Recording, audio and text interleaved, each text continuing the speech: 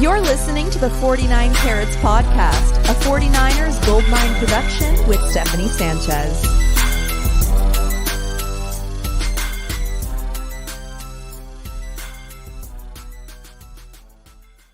What's going on, everyone? Welcome to another edition of the 49 Carats Podcast. I'm your host, Steph. It is Wednesday, February 7th. Super Bowl week is underway. The chaos, all the nerves, the terrible media questions, it's all here. And joining me today are my co-hosts for the day, your favorite Wednesday morning show, John Chapman, Wayne Breezy. How you guys doing today? Super. I'm super all week. I'm with amazing people today. Going to be with great people this weekend. The 49ers are the Super Bowl. All positives.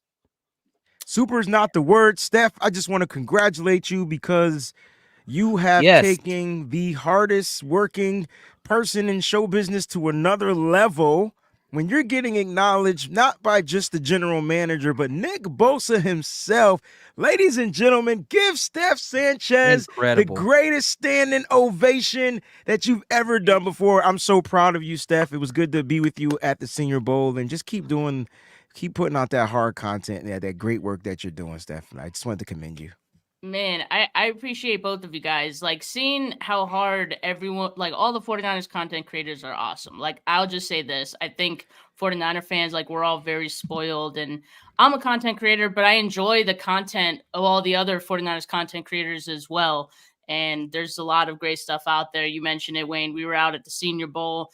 We got a bunch of people who are in Vegas right now covering, the team, being able to interview players. And so shout out Leo because he was able to ask that question to, Nick Bosa for me.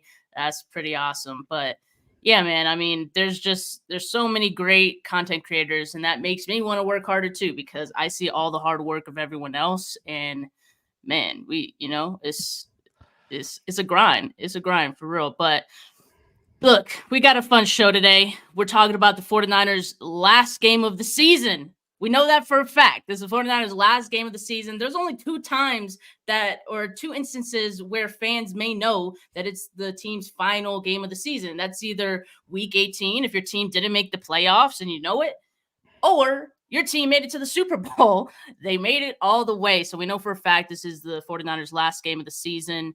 It's all coming down to this. We need the live chat popping today. Hit that thumbs up, sub to the channel. John, Wayne's, mine.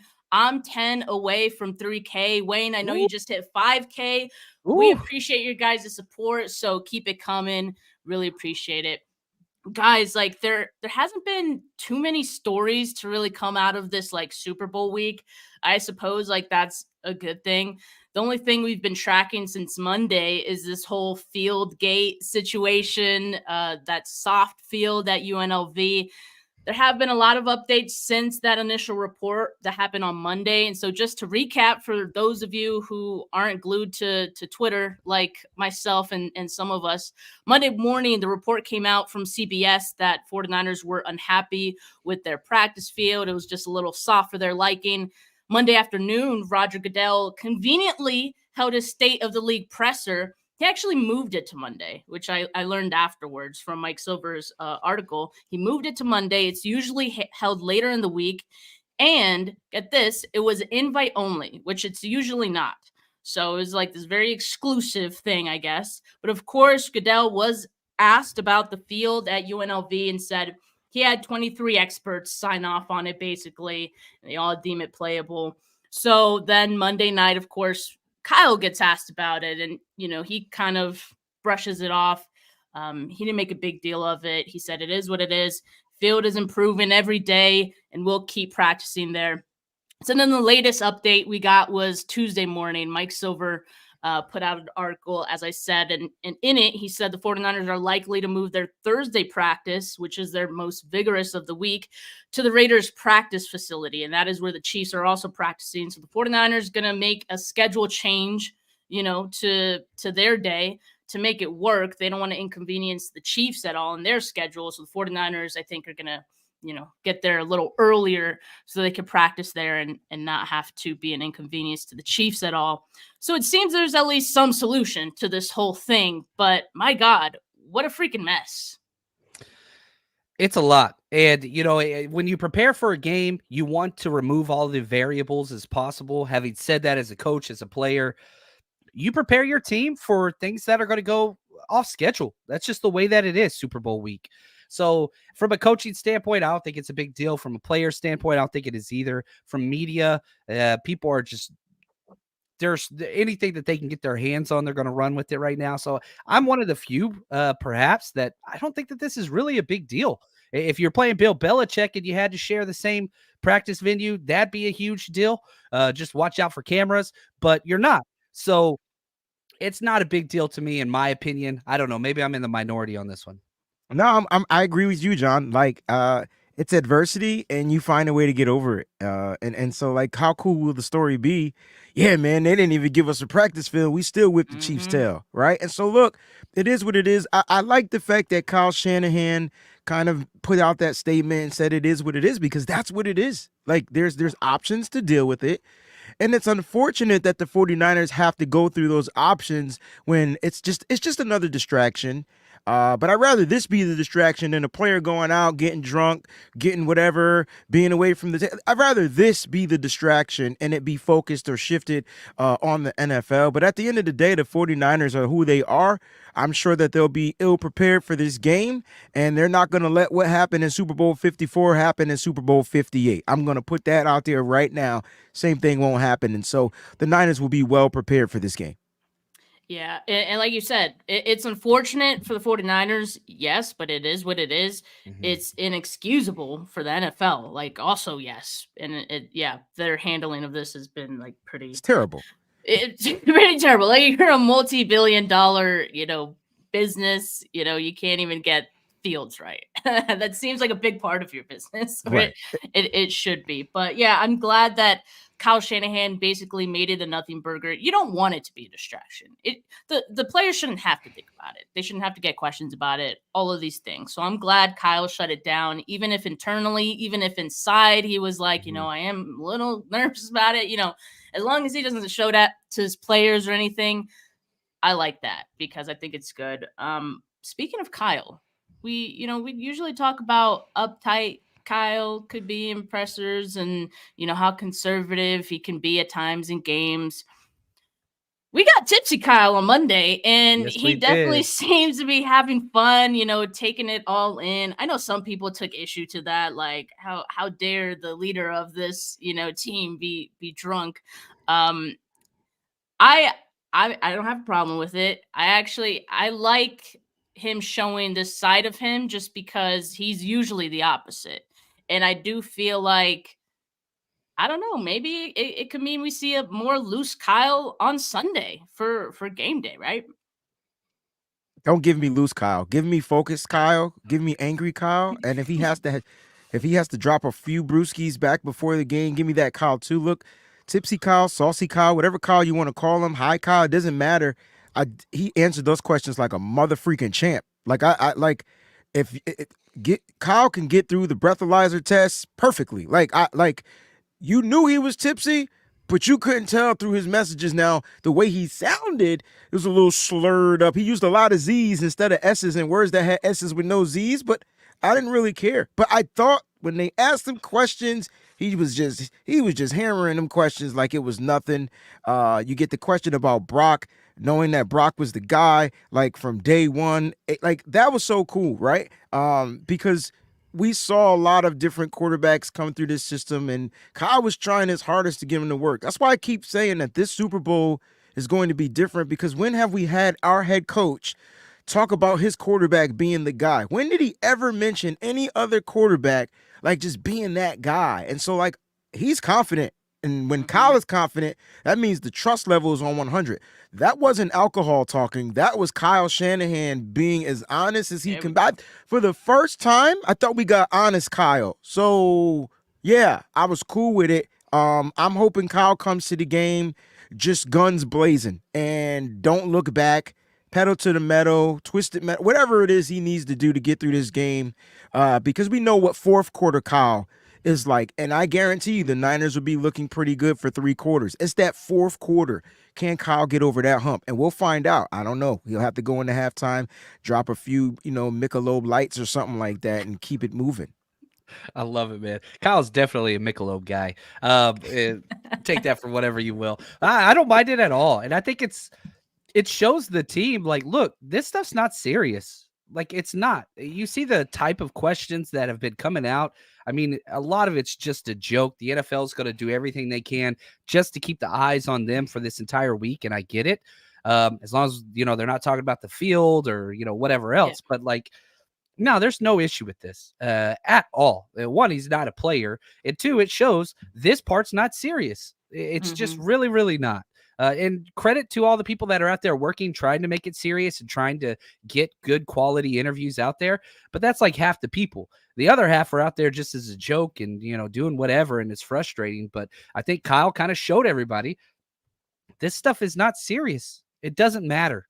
It really, really doesn't. So to take that pressure off the players, because what was everybody talking about? They're talking about Kyle. They're not talking about the players' answers or whatever or any of that stuff. And so you pull that focus on you as a leader, whether that was intentional or not. I don't know. I don't know what he had in that coffee cup, but I know it wasn't coffee. Yeah, when he had his own cup and then he started slurring his words, it's like, Kyle. I've been there. What's in that cup, Kyle? That's a vet move. He knew what he was doing. I do love Kyle being loose, though. And, by loose, I don't mean drunk, but I think just him not being, tight and little guarded, I think that does trickle down to the players. And Chase Sr. of 49ers Report, he posted a video to Twitter last night. Oh, I love his content as well. He's been out there in the trenches in Vegas interviewing players. And he put out a video to specifically talk about like how loose and relaxed the 49ers seem. And he also says every player that he's spoken with has been a pleasure to speak to. I know some people in the chat as well, like Kinlaw was awesome, like everyone. So someone else who has been covering the Super Bowl week out in Vegas, DM'd me and they were like, the 49ers players seem a lot more down to earth. And mind you, like he doesn't normally cover the 49ers. So that's just the first impression of this team. And Brock Purdy, the leader of the offense, the new face of this team, being as young as he is, I think it makes it even more impressive. And this is his first time in a game as big as this. He is so like, he's the perfect example for anyone, as far as like having to deal with the media, how to do it and all that. But we've seen how great of a person he is already as 49er fans. I'm glad that everyone else is now getting to see it too. And I hope people realize how absolutely dumb it has been to hate on this kid. Cause he's just, how can you hear him talk, you see him. It's like, how can he's doing SpongeBob impersonations. Like, come on. So I feel like a lot of comfort in knowing that every player seems to be relaxed going into this week and really taking it all in. I think a lot of it has to do just with, you got this all shucks mentality, obviously the draft pick, all that stuff. And, they start the whole presentation off with Patrick Mahomes and Brock Purdy on stage.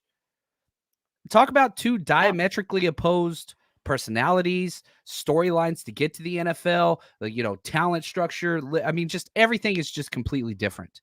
And I think that's come across in the way these two teams play and the way they handle their business. One of them is just chief paramount on a quarterback, just doing everything that he possibly can just to create on his own. And then you've got a complete team on the other side, and that's the 49ers. And Brock understands that, and Brock operates within that. And whenever he needs to, he can make plays with his feet. So it's going to be fun. And I love the way it's setting up. Like I wasn't sure how this week was going to go, but I not that you read too much into it, but I'm sorry, like whatever confidence you had with the 49ers, it's got to be more so now after hearing the players and the coaches and just seeing how everything's kind of transpired so far. I don't know. Yeah, I mean, well, I wanted to tie into that as well. Brock's storyline to the national media is kind of boring. It was cool when he was Mr. Irrelevant, and then they thought that they can turn that into something special. But now that he's relevant, like now that Brock is making Mr. Irrelevant go all the way away, I feel like the national media can't talk about him being Mr. Irrelevant anymore. And so, like, I think now it's Brock is the Christian, that type of guy that's kind of clean and doesn't do anything. He's not a bad boy. And you know what bad boys, they boost the ratings. And Brock is more like the good guy. You know, you play that little thing, you got the bad guy on one shoulder. It's kind of like what you're getting, like in this Super Bowl. And so, when I look at Brock Purdy, I just want him to continue being him. If he's out here watching this show, I do know on the football field you get a lot of bad boy Brocks, and so like that's cool for me. Like, because when you're out on the football field, it's probably a bunch of middle fingers, a bunch of hold on. Right, a bunch of those words, and that's cool. He's keeping it on the field, and then when he gets in front of the camera, he really knows how to, be himself, and that's what it comes down to, him continuing to be who he is. And as long as Brock stays on that trajectory, no matter what he goes through, no matter what adversity he faces, he's going to do very well in the National Football League. And just to go from being the last pick of the draft into the Super Bowl is the only story that we need to be pushing and celebrating as 49er media content creators. Yeah, absolutely. I mean, it's a great story for Brock, and I actually feel like the good boy thing is great for the NFL. Like, I actually think they like that. I think like Patrick Mahomes, when, in 2019, when he was in his first Super Bowl, like the narrative around him was like, he's the next best thing, right? Well, I kind of feel like Brock Purdy in his own right is kind of the next big thing now, right? Like, and so I think just seeing that they have this opportunity in front of them, and just seeing how they're taking it all in stride this week. It's been really awesome. Like you said, John, like I think I have more confidence in this team just based on how this week has gone so far. But we got a question from Gammon Brown. He says, what's your favorite adult beverage of choice? I will say my favorite cocktail is an old fashioned. And sometimes, I get the ones that aren't very good. They put, the pieces of ice in it. You got to get the ones with the big ice, and the ice better be clear. And, it just hits different that way. But what about you guys? She said the ice better be clear. If the ice isn't cloudy, don't drink the drink. But no, old fashions are definitely my go-to, especially when I'm at weddings. It's the perfect drink to kind of get you like nice, like, you know what I mean? But I'm a straight guy, man. Give me some Macallan with the big ice. Like I like mine on the rocks as well. And that's kind of like where I am, man. You give me some Macallan and I'm pretty good to go. I don't know how much I'm going to last, but you give me one or two of those, you're gonna get Breezy Kyle at every event. I'm surprised you didn't go with the Hurricane, man. I thought that was your jam. I've never, ever. Okay? Sorry. Stay away. That. Sorry about that. Mine's Tequila Reposado on the rocks. That's my jam. It's my go-to. That's my go-to. The clear drinks are different because you could just tell anyone it's water. It's like, it's all good. It might as well be Kyle on press day walking around. They don't even know. It's all good. Just saying. It's ice water. That's it. Tito's is good, but it gives me headaches for some reason. Like something about Tito's that gives me headaches. Good vodka, but it just gives me headaches. It's probably because you think you're drinking water. You see it and you're like, I'm good, but you gotta have those water breaks in between, know, every bevy. So just a little tip there. Ishmael says, finally caught you three live as we approach the finish line here. Just want to thank all three of you guys for the amazing work you guys do year in and year out, off season and on season. Appreciate you so much. Yeah, man, it's coming to the finish line here, man. I'm gonna miss this. I'm gonna miss this season. I really do hope it finishes, happy. Because this has been an awesome and very memorable year, I think, for all of us fans and even like content creators. It's been awesome. But Brock Purdy, he's gonna have a lot on his plate this week. I've enjoyed hearing that he's seeking out advice from guys that have been in this moment before, right? And lucky for him, he has a couple of former 49ers quarterbacks that he can turn to: Joe Montana, Steve Young. And, he always has those guys in his back pocket. Like they're around the team often enough that he always has that. So he was asked what was the advice that he got from those guys, and this is what he had to say. Yeah, just briefly talking to like Joe, it's been just pretty simple, just in terms of, you got a good team around you. Just obviously go through your reads and what Kyle is calling and trust in Kyle. You don't need to be the superstar or anything. Like, you can go out and just do your job, do it well, and you got a good team around you, and you guys can win that way. And then with Steve, Steve is, we just talked about just like our mindsets, in the NFL, with all the stuff going around on the outside, being able to, sink back into what you believe and understand who you are and what your purpose is. And then he spoke to the team, obviously, about, when you have an opportunity like this, you got to take it. You can't let it slide. There's a lot of players in the NFL that don't get opportunities to go to the Super Bowl and win it. So he was like, you got to do what you can as a team when you have this op to take it. So. And another thing that, Steve Young, I think he was on the Larry Krueger show, and he said, Super Bowls are not won, they're taken from bloody hands. If he said that exact same quote to Brock, like, I hope he did. And it kind of sounded like they were similar, because Brock's like, you got to take these moments and all things like that. That's an awesome quote. And I think that's so true. When you think of some of the best Super Bowl performances that we've seen, it's an elite player, it's an elite quarterback doing just that. Like Tom Brady taking the Super Bowl from the Falcons after being down, 328. And I hate to say it, but it happened to the 49ers in 2019. Like, Mahomes took that Super Bowl from the 49ers' bloody hands when he was down 10 points. Brock Purdy can take a divisional round. He can take an NFC championship game. The last question that remains here is Brock Purdy the kind of guy that can take a Super Bowl if he needed to? Yeah, I mean, that's to be seen, right? But we've seen Brock Purdy have to take big games. And I think the fact that he couldn't find a way to take regular season games and then found a way to take playoff games only leads me to believe that if he had to find a way to take the Super Bowl, he can do just that. And listen, I know we've been going through this like emotional roller coaster with quarterbacks in San Francisco. And yep, we were high on Trey Lance. We were high on Jimmy Garoppolo at one point, but they're gone. And we were left with Brock, and we have Sam Darnold to back him up. And I can't help but be high on a kid that has something called the it factor. And no one believed that Patrick Mahomes would go out there and be able to take games. I mean, hell, he didn't even get drafted top in the draft, right? He went late. And so when you look at that, like, his opportunity didn't come until Andy Reid felt like he was ready. And even that, it was going to be a gamble.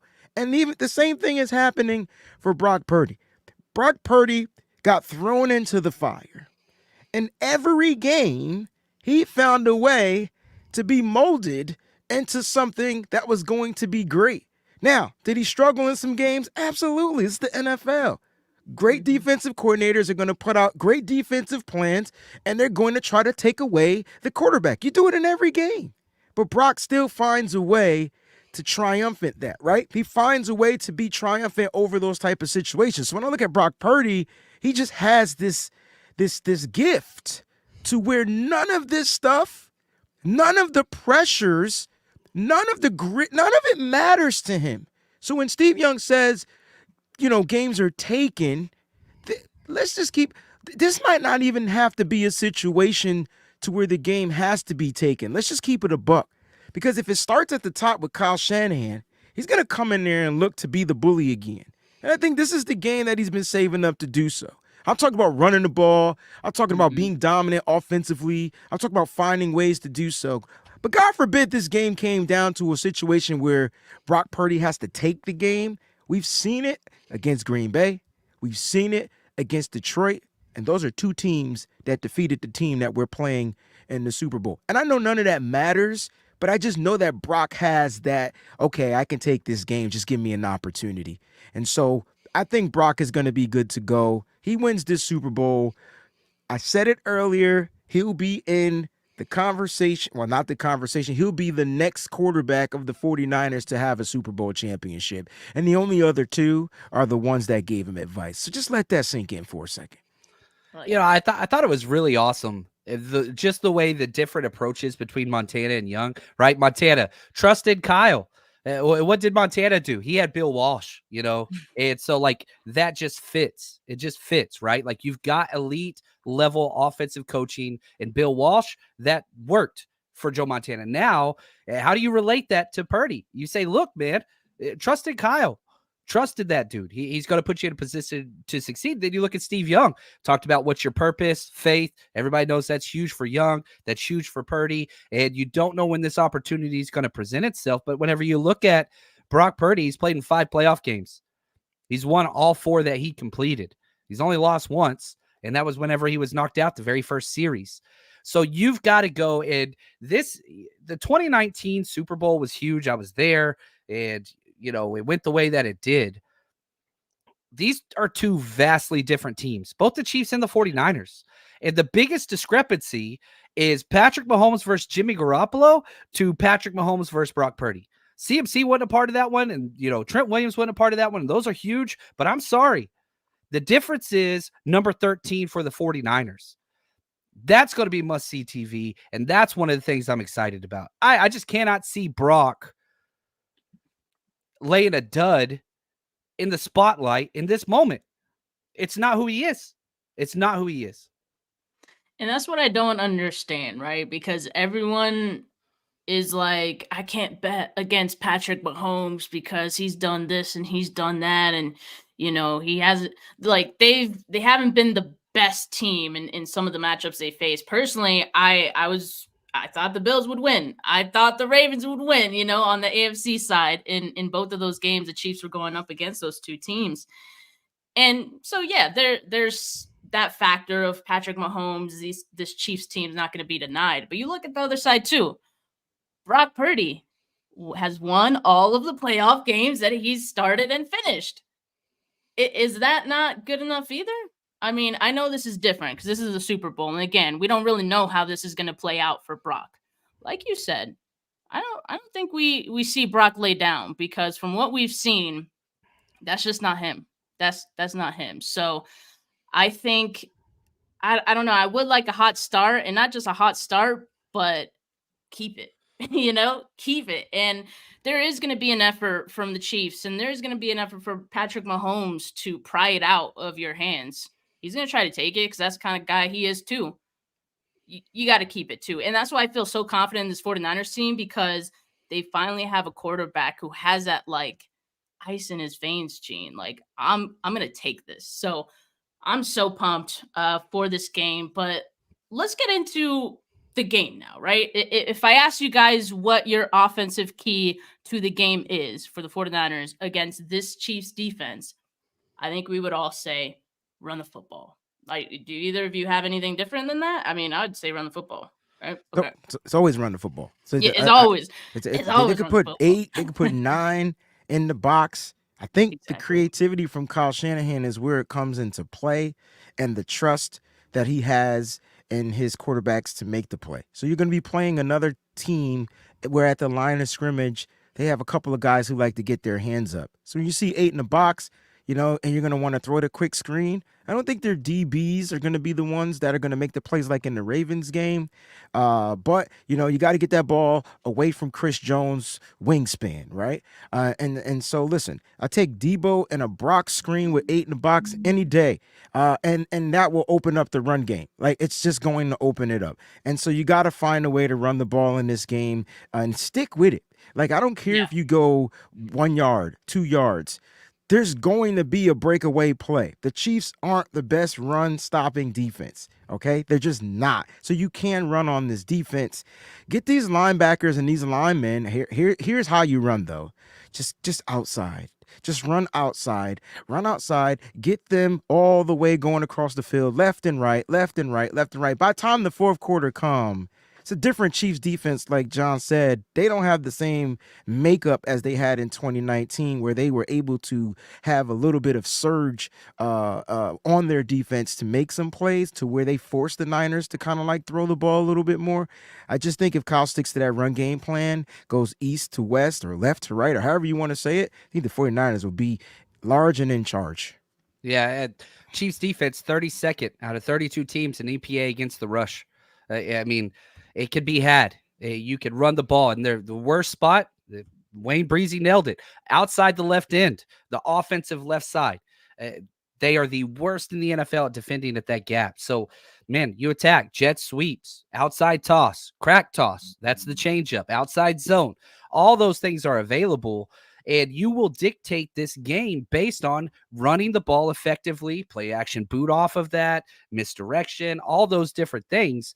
It's going to be readily available. Now, Spagnuolo, he's great. He blitzes more on first down than any other DC in the NFL. It's at about 48%. Like, so it doesn't matter. Like, there is no with Steve Spagnuolo, well, let's just try to keep him behind the chains. He doesn't buy that. That's not who he is. He will gamble on the very first play of the damn game. How do you mitigate that? You run the ball. And then you got Brock Purdy. Guess what?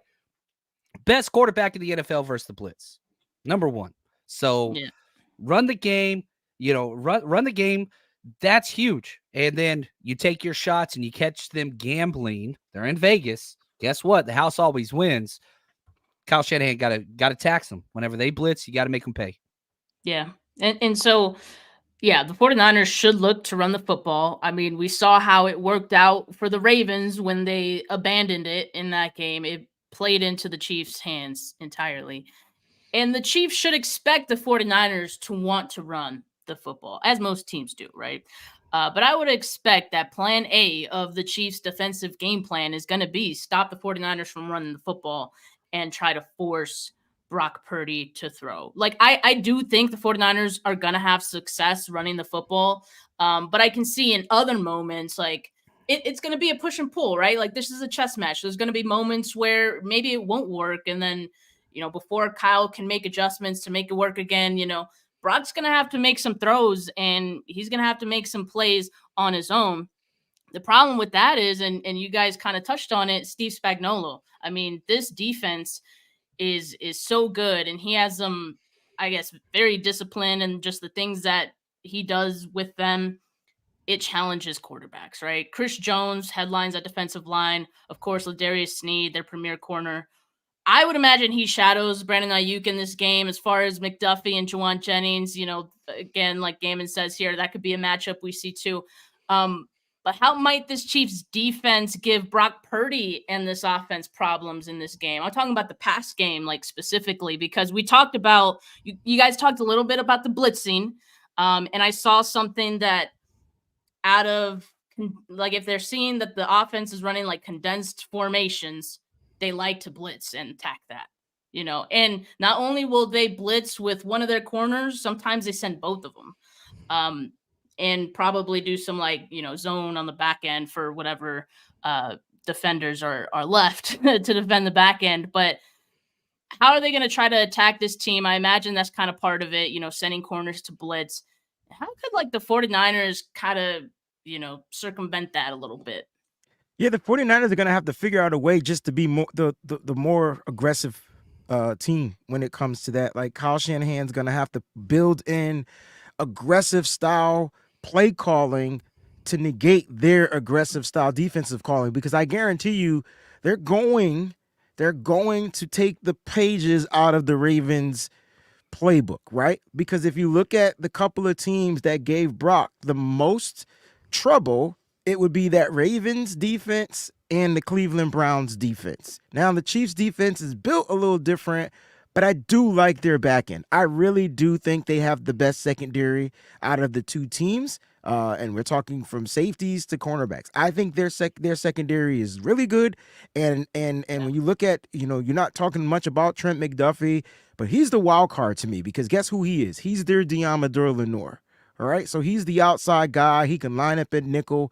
He's going to look to take big-time plays out of the way. But when I said be aggressive, get the goddamn ball to these guys. Like, the Niners are the most aggressive offense when they need to be. I'll take Deebo, I'll take Juwan Jennings, and I'll take Brandon Ayuk any day over any secondary. Brock just has to figure out how to not allow the defense to frustrate him, because that's what they're going to look to do. They're not probably going to disguise anything. They're probably not going to give anything up. They're probably going to come out in one look, be disciplined. Next thing you know, oh, here comes the blitz. Oh, here comes this. Here comes that. So Brock just has to be on his P's and Q's the same way he's been all season. Again, Brock, Take what the defense is giving you. All that's it. And find a way to get the ball to your playmakers. If this isn't a yak game, this needs to be a yak game. This needs to be, I'm going to get the ball to my aggressive my aggressive player and allow him to do what he does. It's not about getting the ball down the field. That will happen. That opens up after you take advantage of their aggression. So I think that's where it comes to. If the 49ers offense can find a way to trump their aggression, they're going to be just fine. Yeah, I think you got to find 22 McDuffie, one of the best blitzing DBs in the NFL. You played number 6, Melfonwu, last week, or 2 weeks ago. He's one of those guys as well, and you were able to handle that, mitigate that pretty well. My favorite thing is this: when they bring pressure from the outside, Brock Purdy's go-to route versus a DB blitz is the out route to Brandon Ayuk or to George Kittle. That's what I want to see. The quick out, 5-10 yards, out route versus the blitz, because when he sees the blitz, he knows I've got man coverage on the outside. And so I want to see him hit those quick. He'll throw them blind. And once he recognizes the blitz is coming, he'll throw it blind. And I do not mind that. Trust your guys. I think that's going to be key. And so, and another thing too, like, you played against the Packers, you played against, the Lions. Those are explosive offenses. The Chiefs aren't that. And so your game plan this week is different. The Chiefs haven't put up over 30 points since mid-November. Like they scored 0 points in the second half of the AFC Championship game. And I know Patrick Mahomes great, and you talk about Kelsey. This is not going to be a shootout game. Punts are not a bad thing. This game, they're not. Some games you go in and you're like, look, we got to score 30 points. And versus the Lions, that was the case. That's not what this is going to be. First 1 to 27, you win this game. So punts are not a bad thing. You get 10 possessions a game. Understand turnovers are crucial. Protect the ball. Punts are okay. 3 and outs not. But a punt is not a bad play in this game. That's so like just protect the ball, move the ball. Another thing, the Chiefs don't give up explosive pass plays. They're second fewest explosive pass plays in the NFL. And that's why, John, I stated, Brock, take what the defense is giving you. Those explosive plays down the field will come once the defense is trying to guess what in the. That's why you got to run the ball, and you got to take what the defense is giving you. I know a lot of people don't want to see dink and dunk, but hey, the Chiefs are going to try to dink and dunk. They're going to dink and dunk all daggone game. Yeah, and not one Chiefs fan will complain about it. Right. I think the 49ers, it's important they don't panic. Yeah, you're playing against the big bad Chiefs, Patrick Mahomes on the other side. But like you guys have talked about, I mean, this is a different Chiefs offense. It's not like that high firing, powered offense from before. They're really relying on their defense to win them their games. And so that's why on offense, you got to take anything you can get. For me, I was upset the Ravens went down like they did because a lot of what they did wrong is exactly what you can do against this Chiefs team. And I said it, like abandoning the run was one of them. I mean, that's what they had done all season. Like, why go away from that, right? They did the same thing, Steph, the 49ers did in the Ravens game. They were the Niners. And so the Niners can't replicate that. Whatever the Ravens did in the AFC Championship game, I hope it was a cautionary tale for them. I hope they saw it and was like, man, they just stopped doing what worked for them, what has worked for them all season against a defense that struggled against the run more so than the pass, And also the other thing too, take what the defense gives you. Lamar Jackson kept going for the big play. He kept going for the big play, and they were not chipping away. You need to have drives. If you chip away and a few yards at a time, and you're converting, that's a good drive. That's a good drive. And if you can get points at the end of it, that's the goal, right? But you got to get in that range first. So the 49ers have to take what the I know Brock Purdy has no problem taking what the defense gives him. And I think that's a strength of his, right? So go ahead. And here's the difference when you look at the two teams. And I know if there are Raven fans watching, they'll say they whipped our tail. For one, you beat us by 14 points. But if that's a whipping, okay, fine. You can have it. But you're not here. Here's what I was going to say. The difference is this. When you don't have to rely on your quarterback to be the best running back on your team, that's the difference. See, the Niners have the best running back on their team, and they have a quarterback that's willing to run. It's not like the quarterback has to go out there and be the running back and be the quarterback. And that is what the Chiefs did to the Baltimore Ravens, and they forced Lamar Jackson to throw the ball. Now, I don't know why they couldn't give the ball to their running backs when they were running fine, but they abandoned it like you said. Kyle Shanahan, we've seen this too, and that's the only concern, I'm going to be honest, that I have. Because if we're trailing by 4 points going into the second half, we better come back out running the goddamn ball. It doesn't have to be a throw fest. It just needs to be a run fest, and get back into rhythm and get back into finding a way to take over that game. And it starts with the run. It could be Christian. It can be Deebo. It can, hell, put Juwan Jennings back in the damn backfield. Hell, on that one play he did, if the motherfucker if Jake Brendel made the block, we would have been fine. I watched the tape. I didn't watch the tape during the game. Sorry. You know, I want to say this. Maybe the NFC Championship was exactly what Kyle needed. You go in down 17 points at the half, and Kyle came out and just ran the ball. Yeah. And like, I get the narratives, and we've all heard them. Whenever it's close or he's behind, he doesn't run the ball. And if I'm Kyle Shanahan this week, I'm sorry. I'm coming in. What is our mascot? What is our city? Where did our state get their freaking statehood from? Digging for damn gold. I'm bringing a pickaxe. I put it right in the damn middle of the locker room, and I'm saying we're chipping the hell away. That's what we're going to do this game. And we're just going to keep striking, and that's the run game. And I don't give a damn if we're down. I don't care if Patrick Mahomes throws an 80-damn-yard touchdown. We're sticking with the run game, period, because they are a shell defense that blitzes underneath. And when we're not running the ball, we're checking the ball down. Allow your playmakers to go be who they are. Run the ball. I want CMC to get 33 touches. That's what I'm doing. Specific. Yeah, that's calculated. That's a scientific calculator came up with that one.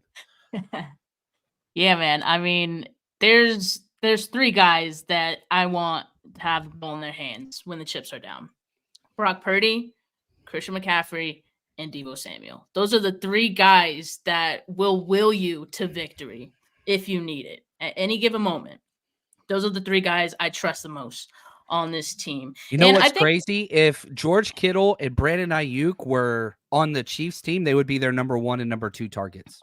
I agree. You didn't even mention them as our top 3, right? I like the fact that she didn't mention them because of what they also add to those other 3 guys that she did mention. They add to those elements. So when you got Brandon Ayuk down the field blocking, you got George Kittle down the field blocking or blocking in your run game, it's enabling those 3 guys. So those 3 guys that she mentioned play with a different chip, a different attitude. Like, and this is Deebo Samuel's 2nd Super Bowl. And I promise you, he was feeling some type of way after 29. He probably pulled Kyle to the side and said, if you do that one more time, man, like, I'm not resigning here. I bet you that was the holdup in their contract negotiations. I guarantee you it wasn't just the money.